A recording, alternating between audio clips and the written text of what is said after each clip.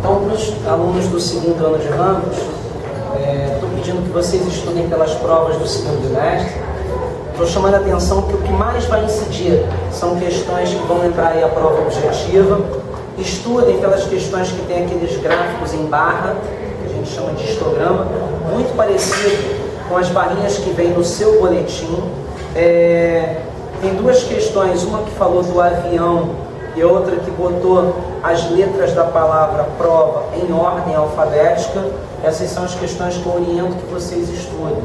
E caso vocês sintam dificuldade, por favor, mandar mensagem para edu_gal@yahoo.com.br. Dessas questões que eu passei, se vocês estiverem sentindo dificuldade, envie a mensagem que eu vou sinalizar uma forma de entrar em contato com vocês antes da prova ocorrer. Provavelmente eu vou poder dar aula na quarta-feira, mas eu preciso que vocês estudem e mandem esse pedido. Tá? A terceira dica que a gente dá da prova objetiva, teve uma questão sobre o oráculo. Né?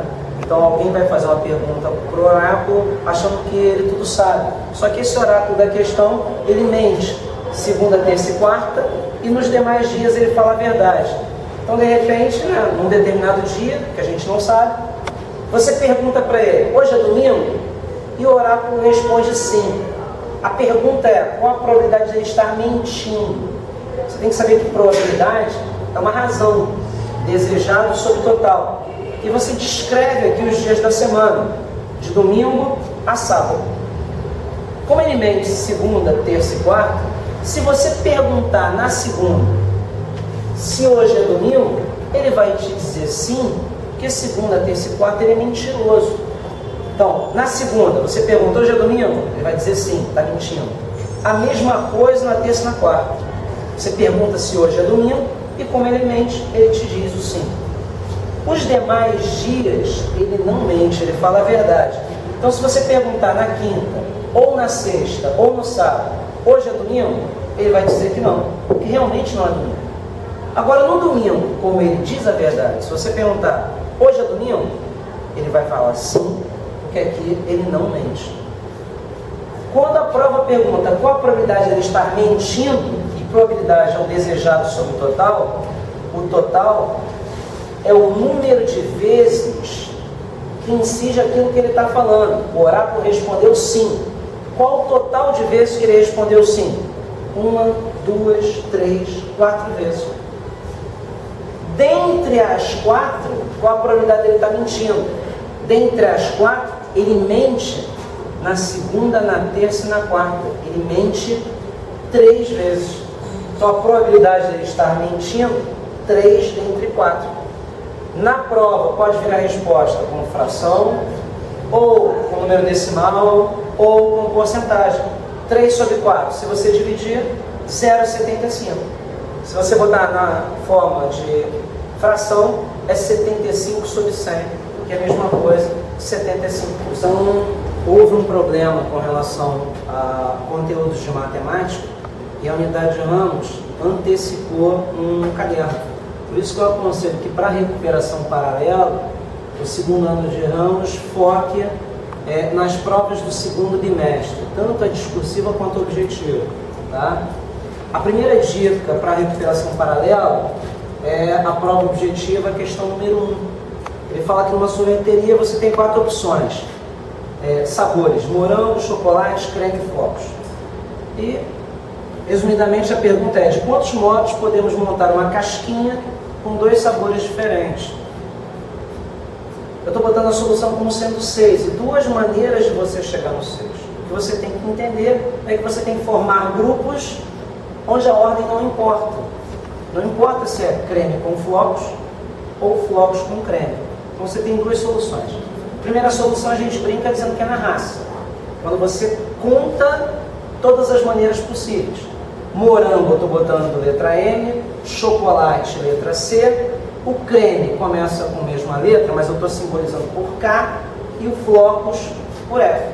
E eu faço a montagem, quantos pares eu posso ter?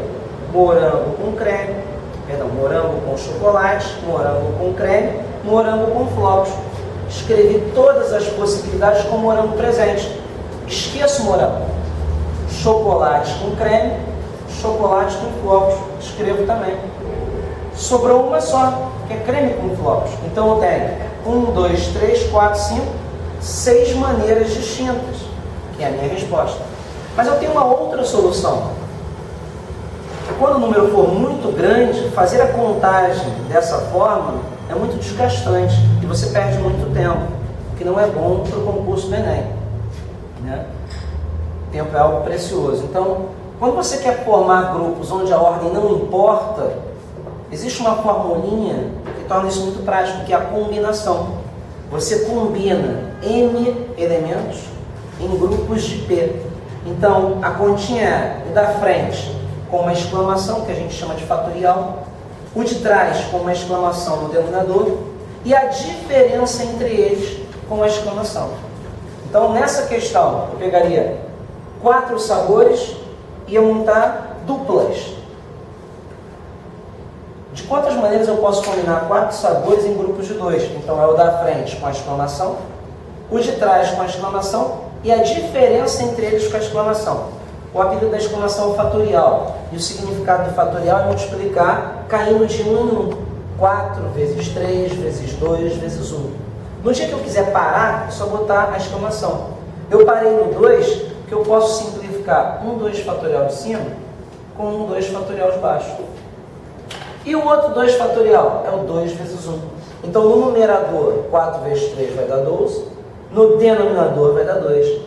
A razão entre 12 e 2 vai dar 6. Vamos lá, da mesma forma. Seguindo aí com as dicas de recuperação paralela de matemática, alunos do segundo ano de ramos. Então, de novo, o foco, pegar as suas provas de segundo bimestre, discursivo objetivo. A segunda dica fala da questão 7. Então, a questão 7 é uma coisa que puxa muito para o que a UERJ gosta de fazer, né? Pegou uma chargezinha lá do Maurício de Souza, falando da Mônica, e era uma brincadeira. A Mônica disputando um cabo de guerra com os seus amigos, onde o Cebolinha vacilou e escorregou. Ele está pendurado aqui no penhasco e um dos colegas até fala: Cebolinha, pô, deixa eu te dar mole aí, para de torcer para a Mônica. Ó, se a Mônica perder, o Cebolinha abala, né? E a pergunta é, o número de maneiras distintas dessa brincadeira ocorrer. Só que o programa não botou restrição nenhuma. A Mônica tem que ficar nessa posição. Ou o Cebolinha sempre tem que estar pendurado. Como não tem restrição, é um problema muito simples. Você tem que estar ligado no princípio multiplicativo, né? Então você pega o que você tem que fazer, são 5 colegas brincando, então são 5 escolhas que você tem que executar. E você tem que registrar as possibilidades para cada escolha. Como não tem restrição alguma, a primeira posição, que é a posição ocupada pela Mônica, poderia ser ocupada por qualquer um dos colegas. A segunda posição, ocupada por qualquer um dos 4 restantes, porque um já assumiu a primeira. E assim você vai preenchendo todas as posições com as suas possibilidades. 5 para a primeira posição, 4 para a terceira, 3 para a segunda, 2 para a penúltima, 1 para a última, que é o colega que vai sobrar. E você aplica o princípio multiplicativo, onde você multiplica as possibilidades. Quando você multiplica todo mundo, 5, 4, 3, 2, 1, a resposta pode carregar o 5 fatorial, ou então você faz a conta. 5 vezes 4, vezes 3, vezes 2, vezes 1, dando 120 maneiras diferentes.